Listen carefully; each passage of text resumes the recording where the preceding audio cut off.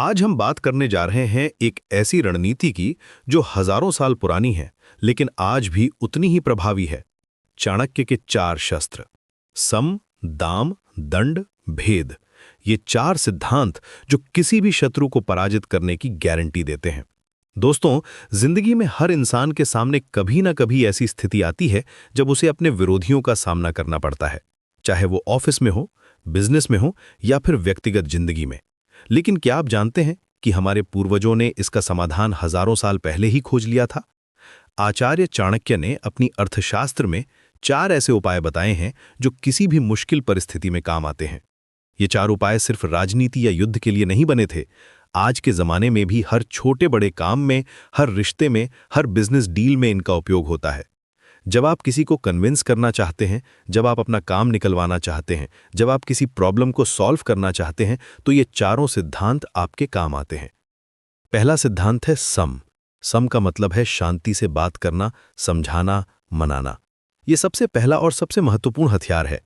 जब भी कोई समस्या आए तो सबसे पहले बातचीत का रास्ता अपनाना चाहिए। मान लीजिए आपका कोई सहकर्मी आपके काम में बाधा डाल रहा है, तो सबसे पहले उससे शांति से बात करिए। उसकी समस्या समझिए। हो सकता है वो किसी गलत फहमी में हो या फिर उसकी कोई अपनी परेशानी हो। सम की शक्ति यह है कि ये दोनों पक्षों के लिए फायदेमंद होता है। जब आप किसी से प्रेम और सम्मान के साथ बात करते हैं तो अक्सर वो व्यक्ति भी आपकी बात सुनने को तैयार हो जाता है। लेकिन सम का उपयोग करते समय एक बात का ध्यान रखना जरूरी है। आपको अपनी गरिमा बनाए रखनी है। कमजोरी दिखाना और विनम्रता दिखाना 2 अलग बातें हैं। सम में धैर्य की सबसे ज्यादा जरूरत होती है। कई बार लगता है कि बात करने से कुछ नहीं होगा, लेकिन अगर आप सही तरीके से, सही समय पर, सही शब्दों में अपनी बात रखें तो अक्सर समस्या का समाधान हो जाता है। सम का मतलब यह भी है कि आप सामने वाले की भावनाओं को समझें, उसकी परिस्थिति को समझें। जब लोग महसूस करते हैं कि आप उन्हें समझ रहे हैं तो वे भी आपकी बात सुनने को तैयार हो जाते हैं। अगर सम काम नहीं करता तो दूसरा सिद्धांत है दाम। दाम का मतलब है प्रलोभन देना, कुछ ऐसा ऑफर करना जिससे सामने वाले का फायदा हो। यह एक बहुत ही प्रभावी तरीका है, क्योंकि हर इंसान की कोई ना कोई इच्छा होती है, कोई ना कोई जरूरत होती है। दाम सिर्फ पैसे के बारे में नहीं है। यह प्रमोशन हो सकता है, सम्मान हो सकता है, सुविधा हो सकती है या फिर कोई और फायदा। मान लीजिए आपका बॉस आपको कोई प्रोजेक्ट नहीं दे रहा है, तो आप उसे दिखा सकते हैं कि यह प्रोजेक्ट उसके लिए कैसे फायदेमंद होगा। आप अपनी पिछली सफलताओं का उदाहरण दे सकते हैं या फिर यह बता सकते हैं कि यह प्रोजेक्ट कंपनी के लिए कितना लाभदायक होगा। दाम का सिद्धांत यह कहता है कि हर इंसान अपने फायदे के लिए काम करता है। अगर आप सामने वाले को यह दिखा सकें कि आपकी बात मानने से उसका भी फायदा है, तो वो जरूर आपकी बात मानेगा। लेकिन यहां भी सावधानी बरतनी जरूरी है। दाम देते समय यह सुनिश्चित करना होगा कि आप जो वादा कर रहे हैं वो आप पूरा कर सकें। दाम में क्रिएटिविटी की बहुत जरूरत होती है। आपको यह समझना होगा कि सामने वाला क्या चाहता है। कभी कभी वो पैसा चाहता है, कभी कभी रिकॉग्निशन चाहता है, कभी कभी सिक्योरिटी चाहता है। एक सक्सेसफुल नेगोशिएटर वही होता है जो समझ जाता है कि दूसरा व्यक्ति क्या वैल्यू करता है, फिर वो उसी के हिसाब से अपना ऑफर बनाता है। तीसरा सिद्धांत है दंग। जब सम और दाम दोनों फेल हो जाएं, तब दंड का समय आता है। दंड का मतलब है सजा देना, दबाव डालना। लेकिन यहां एक बात समझनी जरूरी है। दंड का मतलब हिंसा नहीं है। दंड का मतलब है कानूनी कार्रवाई, सामाजिक दबाव या फिर व्यावसायिक परिणाम। मान लीजिए कोई व्यक्ति आपके साथ धोखा कर रहा है और ना तो बात सुन रहा है, न ही किसी प्रलोभन में आ रहा है, तो आप कानूनी कार्रवाई कर सकते हैं या फिर उसकी गलती को सबके सामने उजागर कर सकते हैं। ऑफिस में अगर कोई आपका क्रेडिट चुरा रहा है तो आप इसकी शिकायत अपने सीनियर से कर सकते हैं। दंड का उपयोग करते समय यह ध्यान रखना जरूरी है कि यह न्याय संगत हो। आपको पहले यह सुनिश्चित करना होगा कि सामने वाला वाकई गलत है, और दंड इतना हो कि वो अपनी गलती सुधार ले, लेकिन इतना भी ना हो कि वो आपका दुश्मन बन जाए। दंड में टाइमिंग बहुत इंपॉर्टेंट होती है।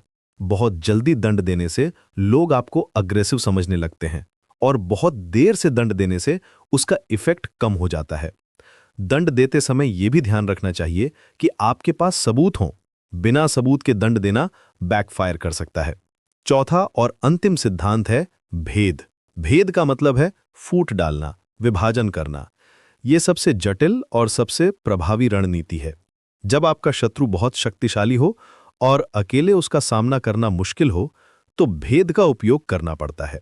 भेद का मतलब यह है कि आप अपने शत्रु के समूह में फूट डाल दें, उसके सहयोगियों को, उसके खिलाफ कर दें या फिर उसके अंदर ही कोई कमजोरी ढूंढकर उसका फायदा उठाएं। मान लीजिए आपके खिलाफ कई लोग मिलकर साजिश कर रहे हैं, तो आप उनमें से किसी एक को अपनी तरफ मिला सकते हैं या फिर उनके बीच में कोई पुरानी दुश्मनी का फायदा उठा सकते हैं।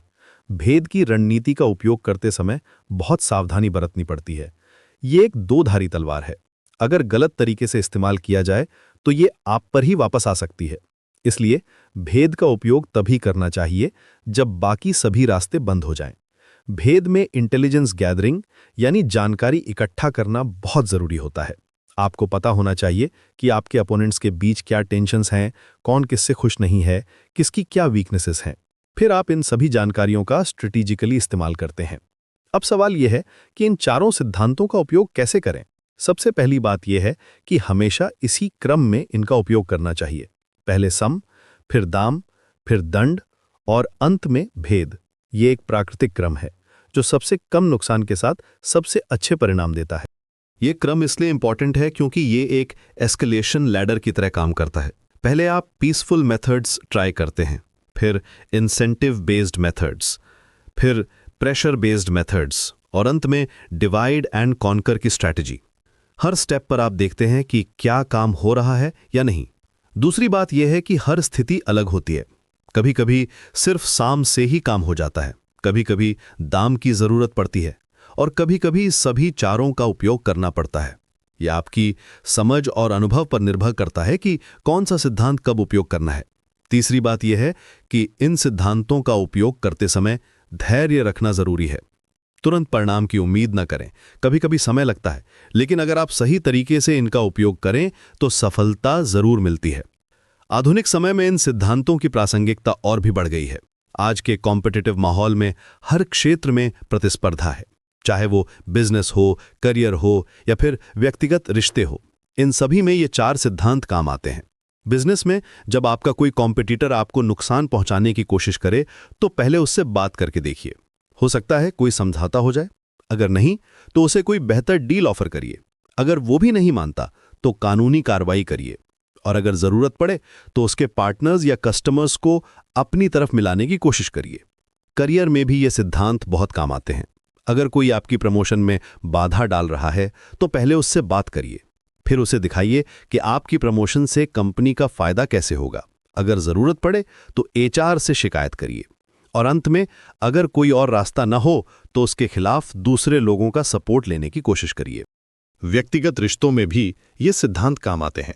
अगर कोई रिश्तेदार या दोस्त आपको परेशान कर रहा है तो पहले प्यार से समझाइए, फिर उसे कोई फायदा दिखाइए। अगर जरूरत पड़े तो सख्ती करिए और अंत में अगर कोई और रास्ता ना हो तो परिवार या दोस्तों के ग्रुप में उसे अलग थलग करने की कोशिश करिए। आज के डिजिटल युग में भी ये सिद्धांत बहुत रेलेवेंट है। सोशल मीडिया पर भी लोग इन्हीं टैक्टिक्स का इस्तेमाल करते हैं। पहले वे फ्रेंडली कमेंट्स करते हैं, फिर कोई ऑफर करते हैं, फिर पब्लिक में एक्सपोज करते हैं और अंत में फॉलोअर्स को डिवाइड करने की कोशिश करते हैं। लेकिन याद रखिए, ये सिद्धांत तभी काम करते हैं जब आप सही हों। अगर आप गलत हैं तो ये सिद्धांत आप पर ही वापस आ सकते हैं। इसलिए पहले ये सुनिश्चित करिए कि आपकी बात सही है, आपका मकसद न्याय संगत है। दूसरी बात यह है कि इन सिद्धांतों का उपयोग करते समय अपनी नैतिकता को न भूलिए। सम, दाम, दंड, भेद, ये सभी नैतिक सीमाओं के अंदर ही उपयोग करने चाहिए। कभी भी किसी को अनावश्यक नुकसान न पहुंचाइए। इन सिद्धांतों की सबसे बड़ी खूबी यह है कि ये यूनिवर्सल हैं। चाहे आप कोई भी हों, कहीं भी हों, किसी भी फील्ड में हों, ये सिद्धांत काम करते हैं। इनमें कल्चरल बाउंड्रीज नहीं है। हर समाज में, हर युग में लोगों की बेसिक साइकोलॉजी सेम रहती है। तो दोस्तों, ये थे चाणक्य के 4 अमोघ अस्त्र, सम, दाम, दंड, भेद। इन्हें समझिए, इनका सही उपयोग करिए और देखिए कि कैसे आपकी जिंदगी की हर समस्या का समाधान मिल जाता है। लेकिन याद रखिए, ये सिद्धांत सिर्फ तभी काम करते हैं जब आप धैर्य, बुद्धि और नैतिकता के साथ इनका उपयोग करें। अगर आपको ये जानकारी उपयोगी लगी हो तो कृपया इसे लाइक करिए, शेयर करिए और कमेंट में बताइए कि आपने इन सिद्धांतों का उपयोग कैसे किया है। और हां, हमारे चैनल को सब्सक्राइब करना न भूलिए ताकि ऐसी और भी उपयोगी जानकारी आप तक पहुंचती रहे। धन्यवाद।